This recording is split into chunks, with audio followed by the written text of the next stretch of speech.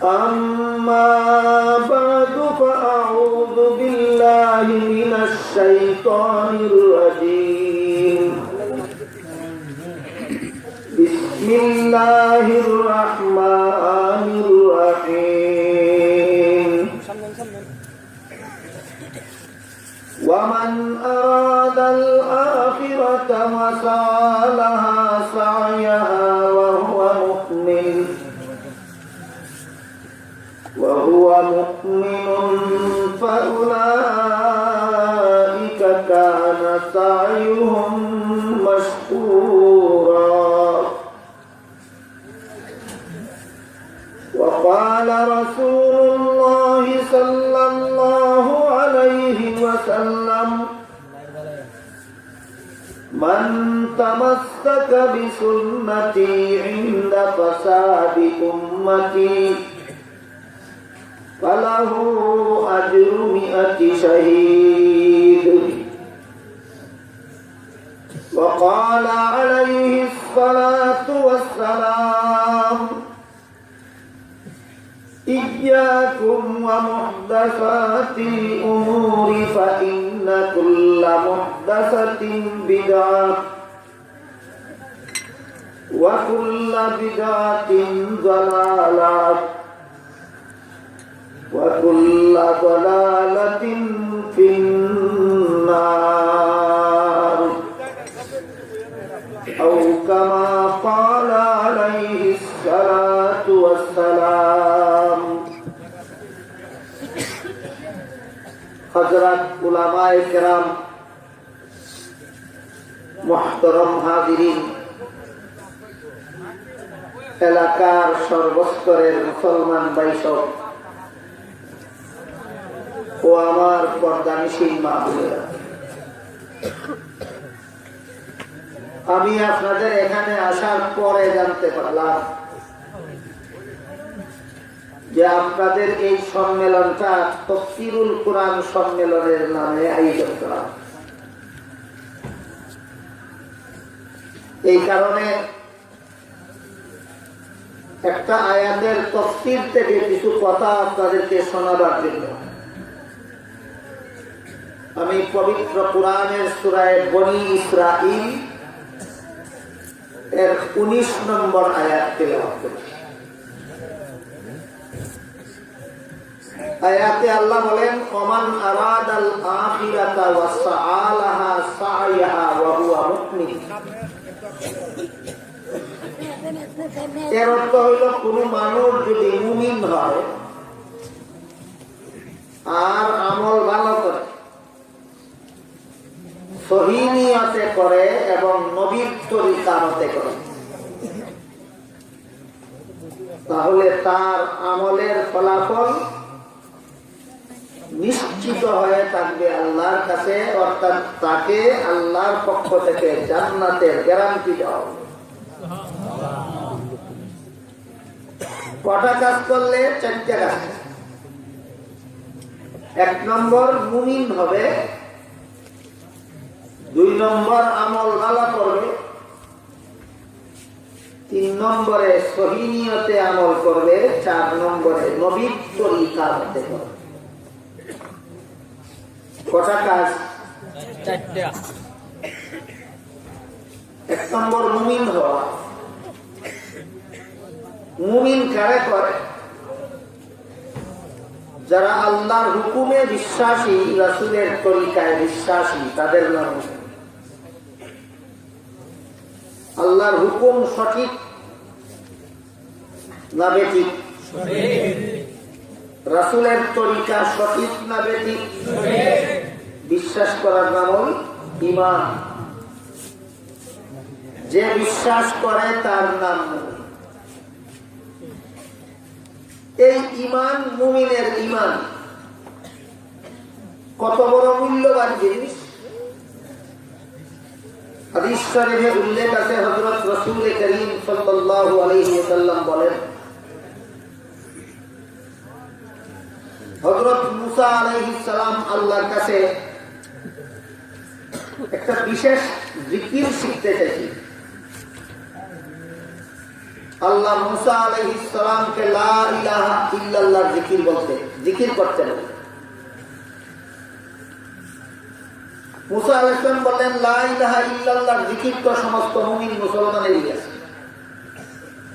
আমি একজন নবী হিসাবে স্পেশাল জিকির কি পাইলাম? আল্লাহ বলেন, ও মুসা আলাইহিস সালাম, 7 আসমান 7 জমিন যদি এক পাল্লায় তোলা হয়, আর আমার জিকির লা ইলাহা ইল্লাল্লাহ যদি আরেক পাল্লায় তোলা হয়, তাহলে 7 আসমান 7 জমিনের পাল্লা পাতলা হইয়া লা ইলাহা ইল্লাল্লাহ পাল্লা বাড়ি। কারণ কি? কারণ হলো, একটা মানুষ যদি 7 আসমান 7 জমিনের মালিক হয় আর এই সবগুলি আল্লাহর রাস্তায় দান করে দেয়, কিন্তু তার যদি ঈমান না থাকে, জাহান্নাম থেকে রক্ষা পাইবনি কোনদিন। আর একটা মানুষের যদি একটা পয়সাও না থাকে, আর যদি তার লা ইলাহা ইল্লাল্লাহ বিশ্বাস থাকে, জান্নাতও যাইবনি না দেখবেন। তাহলে 7 আসমান 7 জমিনের মূল্য বেশি না মুমিনের ঈমানের মূল্য বেশি? মুমিনের ঈমানের মূল্য। এই ঈমানের মূল্যটা বুঝাইবার জন্যই এই হাদিসে এই কথাটা বলা হয়। মুমিনের ঈমানের এত মূল্য যে আল্লাহর গোটা সৃষ্ট জগতেরও এত মূল্য না মুমিনের ঈমানের যত মূল্য। এই ঈমান বিভিন্ন ভাবে নষ্ট হয়। যতভাবে মুমিনের ঈমান নষ্ট হয়, এর মধ্যে একটা হলো শিরক। আল্লাহ পাক রব্বুল আলামিন সূরা ইউসুফের শেষের দিকে আয়াতে বলেন, ওয়ামা ইউমিনু আকসারুহুম বিল্লাহি ইল্লা ওয়া হুম মুশরিকুন। যে সমস্ত মানুষ আল্লাহর প্রতি ঈমান রাখে, এদের অধিকাংশরা মুশরিক হয়।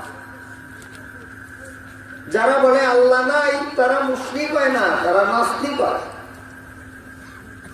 যারা বলে আল্লাহ আছেন, তাদের অধিকাংশরা মুশরিক হয়। আল্লাহ আছেন বিশ্বাস করলে মুশরিক হয়ে গেলে আল্লাহর সাথে অন্য কাউকে শরীকদার বানাইয়া, আল্লাহর সাথে অন্য কাউকে শরীকদার বানাইয়া, শরীকদার বানানোর কত যে পদ্ধতি মানুষে আবিষ্কার করছে, শয়তানে আবিষ্কার করে দিছে, এর কোন হিসাব কিতাব। আল্লাহর সাথে শরীকদার বানাইয়া যতভাবে মানুষ মুশরিক হয়, এর মধ্যে আমাদের সমাজে একটা পদ্ধতি চলছে। যারা বন্ড পীরের কাছে মুরিদ হয়, এরা বন্ড পীরকে আল্লাহর শরীকদার বানাইয়া মুশরিক হয়। এরা অনেকে মনে করে বন্ড পীরের অনেক মুরিদান এখনো আছে, যারা মনে করে আল্লাহ আমার পীরে আমার মনের কথা জানে। বলেন তো, মনের কথা জানেন একমাত্র কে? আল্লাহ। যদি কেউ মনে করে পীরে আমার মনের কথা জানে, তাহলে পীরে আল্লাহর শরীকদার হবে, ঈমান ধ্বংস হবে। আল্লাহর সাথে আর কেউ শরীকদার বানাইলে ঈমান ধ্বংস হইয়া যায়, মুমিনের ঈমান থাকে না। আল্লাহ পাক রব্বুল আলামিন পবিত্র কোরআনের এক আয়াতে বলেন, ইন্নাল্লাহা লা ইয়াগফিরু আন ইউশরাকা বিহি ওয়া ইয়াগফিরু মা দুনা যালিকা লিমান ইয়াশা। আল্লাহ পাক রব্বুল আলামিন শিরক গুনাহ মাফ করেন। শিরকের চেয়ে নিম্নমানের যে কোনো গুনাহ যাকে ইচ্ছা মাফ করেন। অন্য আয়াতে বলেন, মান ইউশরিক বিল্লাহি ফাকাদ হারামা আলাইহিল জান্নাহ। আল্লাহর সাথে যারা শরীকদার সাব্যস্ত করে তাদের জন্য আল্লাহর জান্নাত চিরতরে হারাম। হাদিস শরীফে রাসূল করিম সাল্লাল্লাহু আলাইহি ওয়াসাল্লাম বলেন, আতানি আতিম মিন ইনদি রাব্বি ফাখায়্যারানি বাইনা আন ইয়াদখুলা নিসফু উম্মতি আল জান্নাতা ওয়া বাইনা আশ-শাফাআ ফাখতারতু আশ-শাফাআতা ওয়া হিয়া লিমান মাতা ওয়া লাম ইউশরিক বিল্লাহি শাইআ। এর অর্থ হলো আল্লাহর পক্ষ থেকে আমার কাছে দুইটা প্রস্তাব দিয়ে ফেরেশতা পাঠানো। দুইটা প্রস্তাবের কোন একটা প্রস্তাব আপনি গ্রহণ করতে পারেন। রাসূল বলেন, আমার কাছে আল্লাহ দুইটা প্রস্তাব পাঠাইলেন, কোন একটা প্রস্তাব গ্রহণ করার অনুমতি দিয়া। এর মধ্যে একটা প্রস্তাব হল আমার অর্ধেক উম্মত বেহেশতে যাবে, অর্ধেক উম্মত দুজকে যাবে। আর একটা প্রস্তাব হল আমার নেককার উম্মত জান্নাতে যাবে, গুনাহগার উম্মত জাহান্নামে যাবে। কিন্তু আমার সুপারিশে জাহান্নামের গুনাহগার উম্মতকে জাহান্নাম থেকে উদ্ধার করিয়া দেশকে পৌঁছাইয়া দেওয়া। দুই প্রস্তাবের মধ্যে রাসূল কোনটা গ্রহণ করলেন এই যে আমি পরে করি। আগে বলেন আপনাদের কোনটা পছন্দ? দুই নম্বরটা। অর্ধেক উম্মত দেশতে যাবে, অর্ধেক উম্মত দুজকে যাবে, এটা না। গুনাহগার উম্মত দুজকে যাবে, কিন্তু নবীর সুপারিশে গুনাহগার উম্মতকে দুজক থেকে নাজাত দিয়ে দেওয়া হবে। রাসূল বলেন, এই প্রস্তাবটা আমি গ্রহণ করলাম। কিন্তু ওয়াহিয়া লিমান মাতা ওয়া লাম ইউশরিক বিল্লাহি শাইআ।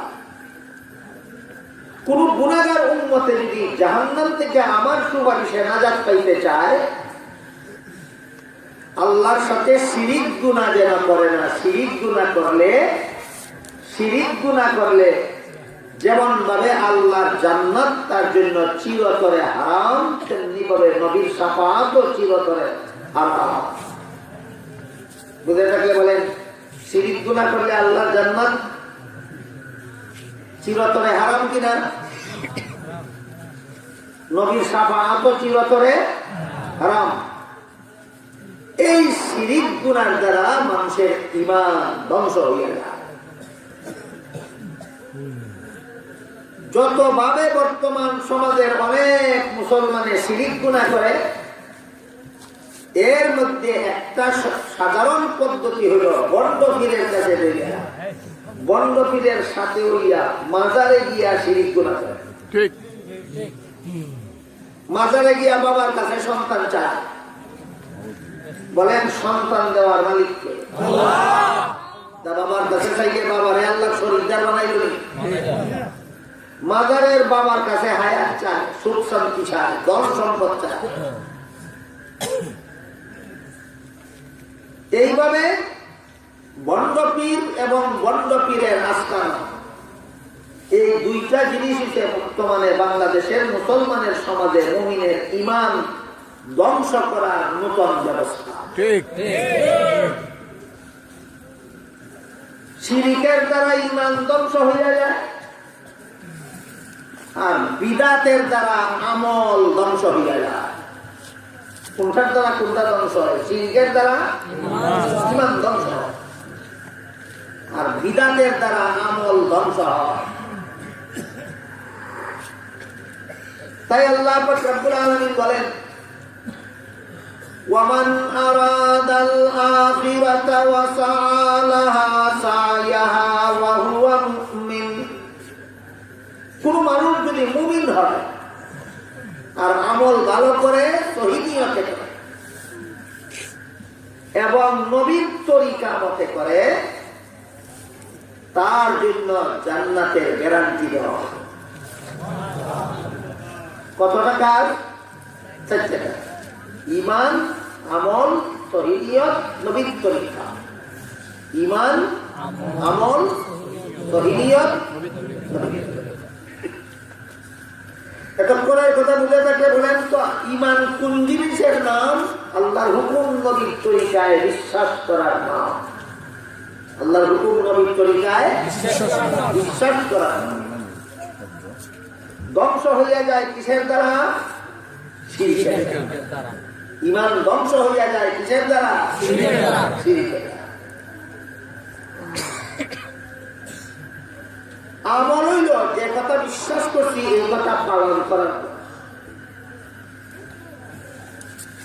বিশ্বাস করছি 5 বেলার নামাজ ফরজ, বিশ্বাসটা হইল ঈমান। 5 বেলা নামাজ পড়াটা হইল।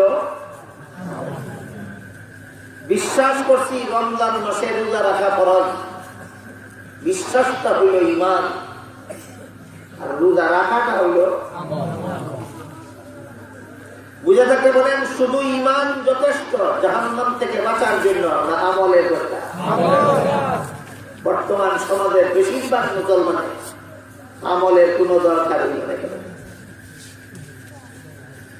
এই যে ছোটবেলায় কলেমা বসিল, কলেমা বিশ্বাস করছিল লইয়া বলে দিছে, আর নামাজ রোজা ইবাদত করতে বুঝে থাকতে বলেন জাহান্নাম থেকে বাঁচার জন্য শুধু ঈমান যথেষ্ট, না আমলের দরকার? এই কারণে আল্লাহ ঈমানের সাথে সাথে আমলের কথা বলে।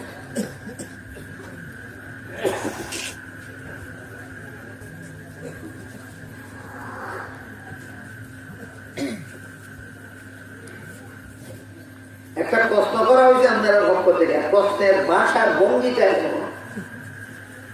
ভাষার ভঙ্গি এক হয়, প্রশ্নকারীর নিয়ত বাড়ালো। ভাষার ভঙ্গিটা হলো কতটুকু দাঁড়িয়ে রাখা সুন্নত হাদিস দ্বারা বুঝিয়ে দেবে।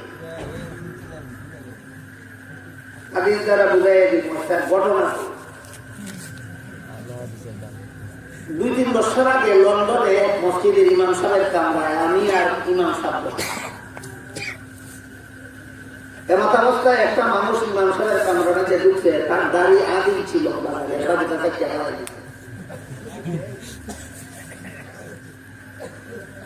ঢুকে কয় ইমাম সাহেব আমি একটা দলিল বুঝালি। কি দলিল? কয় আপনারা দেখুন এক মুষ্টি পরিমাণ দাড়ি রাখার জন্য হাদিস দ্বারা বুঝায়। এই প্রশ্ন হাদিস দ্বারা বুঝায়। ইমাম সাহেব কোন হাদিস শরীফে আল্লাহ রাসূল বলেছেন দাড়ি লম্বা করো। লম্বা করার কথা তো আছে, এক মুষ্টি পাইলেন কি? আমি 8 ইঞ্চি লম্বা করছি, এটা 1/4 ইঞ্চির থেকে লম্বা হয়ে আছে। 8 ইঞ্চি 1/4 ইঞ্চির থেকে রসুলের হাদিস তো আমি ঠিক মতোই পালন যে আমরা এক মুষ্টি গাইলেন কি? ইমাম সাহেব বললেন রসুলের কথার মর্ম সাহাবাগণ ডাইরেক্ট বুঝছেন, সাহাবায়ে কেরাম এক মুষ্টির ভিতরে কাটছেন না। এর দ্বারাই বোঝা গেল যে রসুল যে লম্বা বলছেন এটা এক মুষ্টি বলছেন। আমি সাহাবার কথা সুন্দর লেগে আছে তোরা কিনা হাদিস দ্বারা বোঝাই দেন, আমি রসুলের হাদিসটা। ইমাম সাহেব পেলেন ইমাম সাহেব আপনি একটু নরম তবিয়তের মানুষ, এ জায়গাতের ব্যাগ জবে আপনার জবে এর বিরুদ্ধ। আমি একটু বেশ সন্তাই গেলাম, আমার অনুমতি দিন এর জব কামি ঠিক আছে। বললেন এই না, তুমি সাহাবায়ে কেরামের ব্যাখ্যা মানো না, সাহাবায়ে কেরামের কথা মানো না, তুমি সরাসরি রসুলের হাদিস চাও, এদিক তো কথা বলে। হ্যাঁ এই কথা শোনো, হাদিস শরীফে আল্লাহ রাসূল বলেছেন আকুল্লুহা, দাড়ি ছেড়ে দাও। দাড়ি দেব না, দাড়ি ছেড়ে না মানে দাড়ি কাটছো না, দাড়ি কাটছো না, দাড়ি লম্বা হইতে দাও। আল্লাহ রাসূল দাড়ি লম্বা হইতে দাও বলেছেন, কাটবার কোনো কথাই নাই। কেরেক মুষ্টি দেড় লম্বা ওইটা কাটতে পারতো না যদি সাহাবায়ে কেরামের ব্যাখ্যা না মানস, শুধু যদি রসুলের হাদিস মানস দেড় লম্বা ওইটা কাটতে পারছে না। কারণ রসুলের হাদিসে শুধু লম্বা করার কথা, কাটবার কোনো কথাই নাই।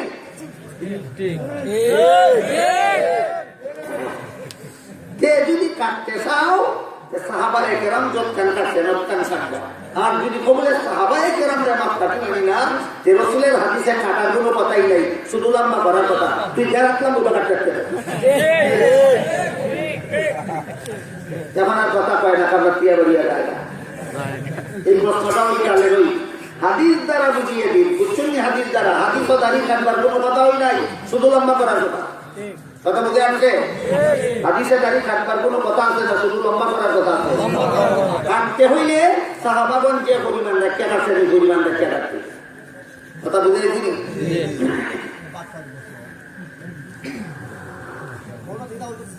আমি আসলাম আর এক কথা। আল্লাহ পাক রব্বুল আলামিন সূরা বনী ইসরাঈলের 19 নম্বর আয়াতে বলেন, যে ব্যক্তি ঈমান আনবে, আমল ভালো করবে, সহিহ নিয়তে করবে, নবীর তরিকা মতে করবে, তার জন্য আমলের ফলাফল গ্যারান্টি যুক্ত হয়ে থাকে, অর্থাৎ তাকে জান্নাতের গ্যারান্টি দেওয়া হবে। কটা কাজ? ঈমান, আমল, সহিহ নিয়ত, নবীর তরিকা। ঈমান সম্পর্কে সামান্য আলোচনা হলো, যা ধ্বংস হইয়া যায় শিরকের দ্বারা। ধ্বংস হইয়া যায় শিরকের। আমল সম্পর্কে সামান্য আলোচনা হইল, আমল ধ্বংস হইয়া যায় বিদআতের দ্বারা। আমল কিসের দ্বারা ধ্বংস? বিদআতের দ্বারা ধ্বংস। আর গলত নিয়তের দ্বারাও আমল ধ্বংস হইয়া যায়। আমল করতে হবে সহিহ নিয়ত। সহিহ নিয়ত কারে কয় বুঝতে হইলে এখানের 5 মিনিটের বুঝে হইল না, 40 দিন দিয়া চিল্লা দিলে বালা বুঝে বুঝাইয়া আমল করাইয়া সারে কাজ। 40 দিনের চিল্লার মধ্যে 6 দফার 1 দফা আসেনি সহিহ নিয়ত। এই কারণে 40 দিনে তারা সহিহ নিয়তের ট্রেনিং দিয়া সারে। সহিহ নিয়তের ট্রেনিং।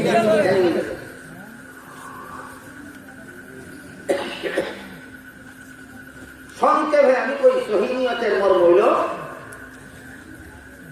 যে আমি যে আমল করি এটা শুধুমাত্র আল্লাহকে খুশি করার জন্য করি, আর কাউকে খুশি করার জন্য নয়। এই নিয়তের নাম সহিহ নিয়ত।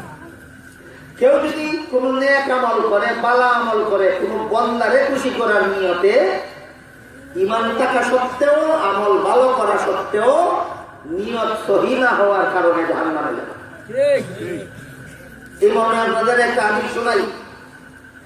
হাদিস শরীফে রাসূল করিম সাল্লাল্লাহু আলাইহি ওয়াসাল্লাম বলেন, হাশরের মাঠে আল্লাহ একদল শহীদরে জিজ্ঞাসা করবেন, তোমরা কি আমল করেছো? শহীদ কইবে, আল্লাহ তোমার রাস্তায় জিহাদ করছি, লড়াই করছি, গলা কাটাইয়া, জান দিয়া শহীদ। আল্লাহ ফেরেশতারে বলবেন, ফেরেশতা এই শহীদের ঠেঙ্গে জিঞ্জির দিয়া বাঁধো আর উল্টা হেসরাইয়া জাহান্নামে। শহীদ আল্লাহর কাছে জানতে চাইবে, আমার কি অপরাধ? আল্লাহ বলবেন, তুমি আমার রাস্তায় জিহাদ কইরা শহীদ হইছো ভালো কথা, কিন্তু তোমার নিয়ত আছিল না আমি আল্লাহরে খুশি করা। তোমার নিয়ত আছিল সমাজের মানুষে তোমারে বীর যোদ্ধা বলবে। আমি আল্লাহর কাছে জাহান্নামের আগুন ছাড়া আর কিছু নাই। তারপরে আল্লাহ রাসূল বলেন, আল্লাহ একদল দান খয়রাতকারীদের জিজ্ঞাসা করবেন, তোমরা কি আমল করে? এরা বলবে, আল্লাহ অনেক কষ্ট করে টাকা পয়সা রুজি করছি, আর এর উল্লেখযোগ্য অংশ তোমার রাস্তায় দান খয়রাত করেছি। আল্লাহ ফেরেশতারা বলবেন, এই দানবীরের পাও জিঞ্জির দিয়া বাঁধো আর উল্টা হেসরাইয়া জাহান্নামে। দান খয়রাতকারীরা, এই সমস্ত দান খয়রাতকারীরা আল্লাহকে জিজ্ঞাসা করবে, আমাদের কি অপরাধ?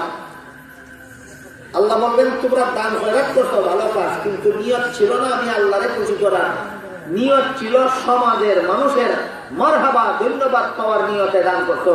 তোমার মতো দানবীরের পুরস্কার আমি আল্লাহর কাছে জাহান্নামের আগুন ছাড়া কিছু নাই। তারপরে আল্লাহ রাসূল বলেন, হাশরের মাঠে আল্লাহ একদল আলিমকে জিজ্ঞাসা করবেন, তোমরা কি আমল? এরা বলবে, আল্লাহ জীবন ভর তোমার বান্দারে তোমার কথা শোনাইয়া জীবন কাটাইছে।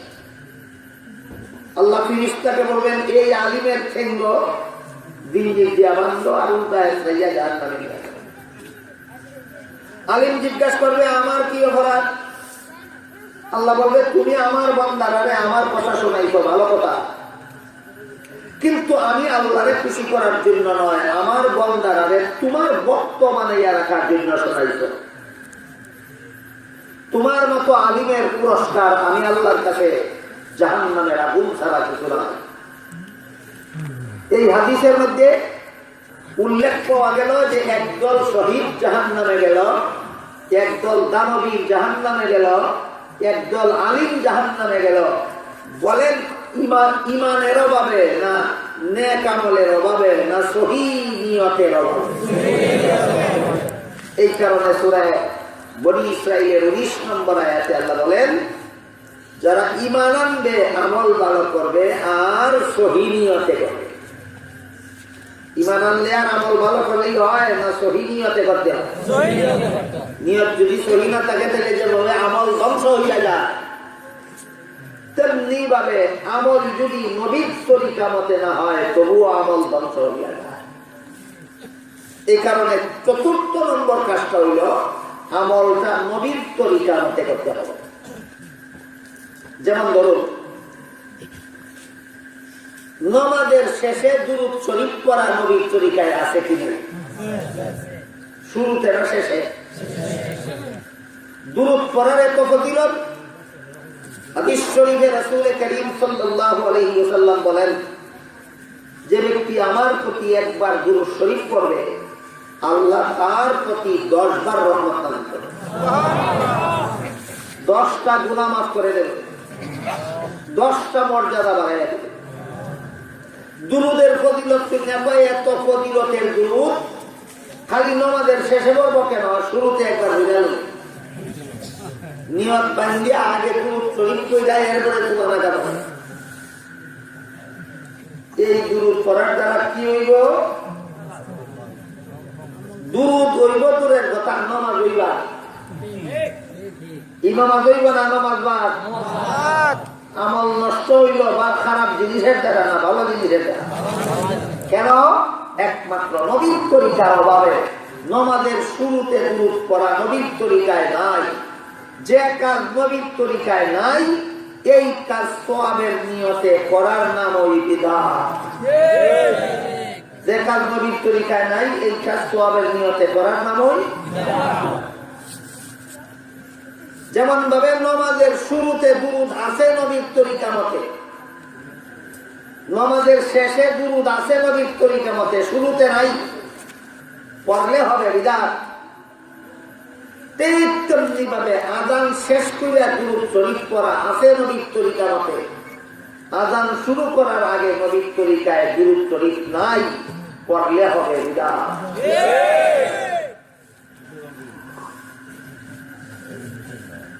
পাঁচ বেলার নামাজে রুকু সেজদা আছে নবীর তরিকা,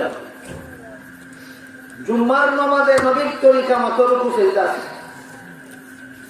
ঈদের নামাজে ও নবীর তরিকা মতো রুকু সেজদা আছে। জানাজার নামাজে কেউ যদি জানাজার নামাজে ও রুকু সেজদা করে, আর পাঁচ বেলার মধ্যে পড়লাম, পাঁচ বেলার নামাজে রুকু সেজদা করলাম, সওয়াব হইল। জুম্মার নামাজে রুকু সেজদা করলাম, সওয়াব হইল। ঈদের নামাজ রুকু সেজদা করলাম, সওয়াব হইল। সওয়াবের কাজটা জানাজার নামাজে ছাড়বো কেন?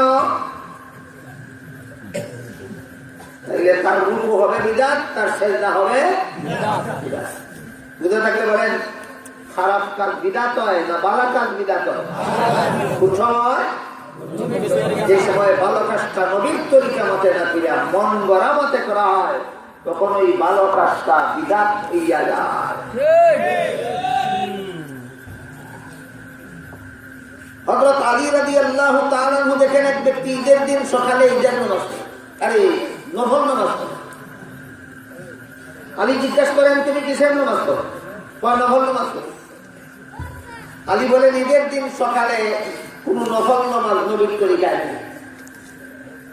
এই লোকটা বলে, নামাজ পড়া তো সওয়াবের কাজ, এটা করলে কি আল্লাহ দুজকে দিবেন? আলী বলেন, যে সওয়াবের কাজ নবীর তরিকায় নাই, মন গড়া মতে করা হয়, এমন সওয়াবের কাজ করার কারণেই আল্লাহ দুজকে দিবেন। ঈদের দিন সকালে নফল নামাজ পড়লে তার নামাজ বিদআত, নামাজ বিদআত। নামাজের শুরুতে দুরূদ শরীফ পড়লে দুরূদ বিদআত, আযানের আগে দুরূদ শরীফ পড়লে দুরূদ শরীফ বিদআত। আর ঈদের নামাজে রুকু সেজদা করলে রুকু বিদআত, আর জানাজার নামাজে রুকু সেজদা করলে রুকু বিদআত, সেজদাও বিদআত। পাঁচ বেলার নামাজে, ঈদের নামাজে নবীর তরিকা মতো আজান আছে। পাঁচ বেলার নামাজে, জুম্মার নামাজে নবীর তরিকা মতো আজান আছে। ঈদের নামাজে নবীর তরিকা মতে আজানও নাই, একামত নাই। যদি কয় বলে পাঁচ বেলার নামাজও আজান দিলাম, একামত দিলাম, জুম্মার নামাজও আজান দিলাম, একামত দিলাম, সব হইল, ঈদের নামাজও ছাড়বো কেন? পাঁচ বেলার নামাজের যুক্তি দেখাইয়া, জুম্মার নামাজের যুক্তি দেখাইয়া, ঈদের নামাজও আজান দিলে আজানও বেদাত, ঈদের নামাজও একামত দিলে একামতও বেদাত। এখন কি কি বেদাত হইল? আজান বেদাত হইল, একামত বেদাত হইল। পাঁচ বেলার নামাজে, জুমার নামাজে, ঈদের নামাজে কুরআন তেলাওয়াত করার নবীর তরিকায় আছে। জানাজার নামাজে কুরআন তেলাওয়াত নবীর তরিকায় না। আপনারা কেউ জানাজা করার সময় সূরা কেরাত করেন? কেন করেন না? যদি কেউ জানাজার নামাজে পড়ে আর কয় পাঁচ বেলার নামাজও সূরা কেরাত করলাম, জুম্মার নামাজও সূরা কেরাত করলাম, ঈদের নামাজও সূরা কেরাত করলাম, জানাজার নামাজে হলে দোষ কি? বিদাতিরার যুক্তি হয়ে যায়, দোষ কি? আপনারা জবাব হইল দোষ একটা, ওই বিদাত। এরা কয় দোষ কি? জবাব হইল বিদাত। অপমুচ্চস্তা দোষ কি? এটার নাম ওই দোষ, বিদাত। বলেন জানাজার নামাজে সূরা কেরাত করলে সূরা কেরাত পড়া কি হবে? হাদিস শরীফে রাসূল করিম সাল্লাল্লাহু আলাইহি ওয়াসাল্লাম বলেন, মুসলমানদের বাৎসরিক ঈদের ব্যবস্থা আল্লাহর পক্ষ থেকে দেওয়া হয়েছে দুইটা, একটা ঈদুল ফিতর, একটা ঈদুল আযহা।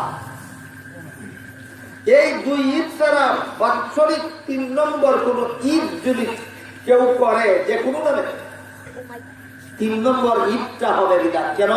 নবীর তরিকায় বৎসরে ঈদ দুইটা। নবী পরিষ্কার ভাষায় বলছেন যে আল্লাহর পক্ষ থেকে তোমাদের জন্য দুইটা ঈদের ব্যবস্থা দেওয়া হচ্ছে বছরে, একটা হলো ঈদুল ফিতর আর একটা হলো ঈদুল আযহা। 3 নম্বর কোন ঈদ যদি কেউ করে তাহলে তার 3 নম্বর ঈদ হবে না।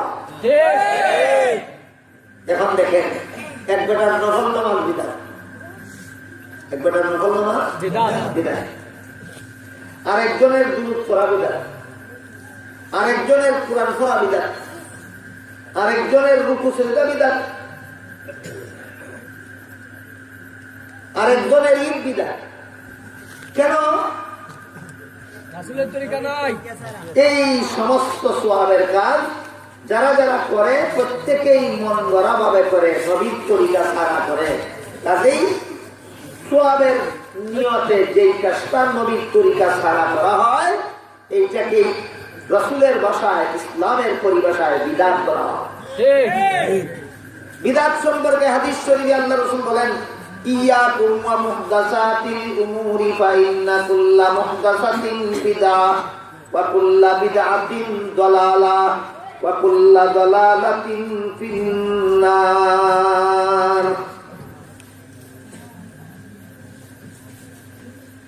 আল্লাহ রাসূল বলেন, সাবধান আমার উম্মত মুসলমানেরা, সওয়াবের কাজ মন গড়া ভাবে করো। সওয়াবের কাজ মন গড়া ভাবে করলেই বিদআত হয়। সওয়াবের কাজ মন গড়া ভাবে করলেই বিদআত হয়। বিদআত করলেই জান্নাতের পথ হারাবে, জান্নাতের পথ হারাইলেই জাহান্নামে যাবে। সুতরাং বিদআত জান্নাতের পথ বা জাহান্নামের পথ।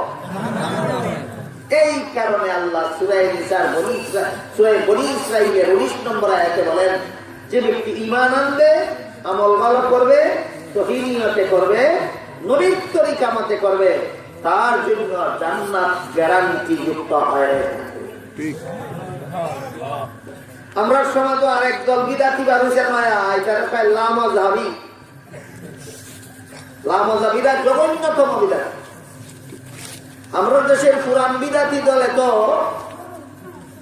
বিদাত করে মন গড়া যুক্তি দিয়া, লামাযহাবী দলে বিদাত করে হাদিস মানার দোহাই দিয়া। ঠিক ঠিক। বিদাত করে কিসের দোহাই দিয়া? হাদিস মানার দোহাই দিয়া। আসলে তাই হাদিস জানেও না, মানেও না। একটা প্রশ্ন আপনারা লেখেন, কিছু আলেম বলেন লা ইলাহা ইল্লাল্লাহু মুহাম্মাদুর রাসূলুল্লাহ নাকি একসাথে বলিলে শিরক হইয়া যায়। লা ইলাহা ইল্লাল্লাহু মুহাম্মাদুর রাসূলুল্লাহ একসাথে রাসূলের হাদিসে আছে। কি বলতে চাও? রাসূল হাদিসে শিরিক করতে? কেমন বড় বেয়াদব হইলে যে কাজ রাসূলে করতেন এই কাজে শিরিক বলতে পারে? কথা বুঝলেন কিনা দেখেন। লা ইলাহা ইল্লাল্লাহু মুহাম্মাদুর রাসূলুল্লাহ হাদিসে আছে, রাসূল হাদিসে শিরিক করতেন? তাহলে লা ইলাহা ইল্লাল্লাহু মুহাম্মাদুর রাসূলুল্লাহ একসাথে কইলে বলে কি কয়? সারা জীবন কোন কলিমা পড়ে মুসলমান হইছিলেন? সারা জীবন ভর যে কলিমা পড়ে মুসলমান হইলেন, আজকে আইয়া এই লামা ভিতরে কয় এই কলিমা ভরলে বলে শিরিক হইয়া যায়। ঈমান কেমনে হয়? বেয়াদব। কেমন বড় বেয়াদব হইলে এই কলেমা এইভাবে ভরলে শিরিক হয় বলতে পারে? না কলেমা জানে, না কলেমা জানে, না কলেমা মানে, না হাদিস জানে, না হাদিস মানে। এরা হইল পুরান বিদাতি, আর এই লামজাবির দলিল নতুন বিদাতি। লামজাবির দলিল নয়া বিদাতি। এই কারণে আপনাদের মনে রাখতে হবে, আল্লাহ রাসূল হাদিস শরীফে বলছেন, বিদাত করলেই জান্নাতের পথ হারাইবে, জান্নাতের পথ হারাইলেই জাহান্নামে যাইতে হবে। সূরা বনী ইসরাঈলের 19 নম্বর আয়াতের সারমর্ম সাথে বাড়ি নিয়ে যাওয়ার এবং সারা জীবন স্মরণ রাখার চেষ্টা করুন। ঈমান, আমল, সহিহ নিয়ত, নবীর তরিকা জান্নাতের গ্যারান্টি। ঈমান, আমল, সহিহ নিয়ত, নবীর তরিকা জান্নাতের গ্যারান্টি। এই চার কাজ বাদ দিয়া, চার কাজের কোনো একটা বাদ দিয়া কোনদিন জান্নাত পাওয়ার আশা নাই। আল্লাহ আপনারে সূরা বনী ইসরাঈলের 19 নম্বর আয়াতের তাফসীর মতো এই চার কাজের মাধ্যমে জান্নাতের গ্যারান্টি নিয়ে দুনিয়া থেকে বিদায় হওয়ার তৌফিক দান করুন। সবাই বলুন আমিন।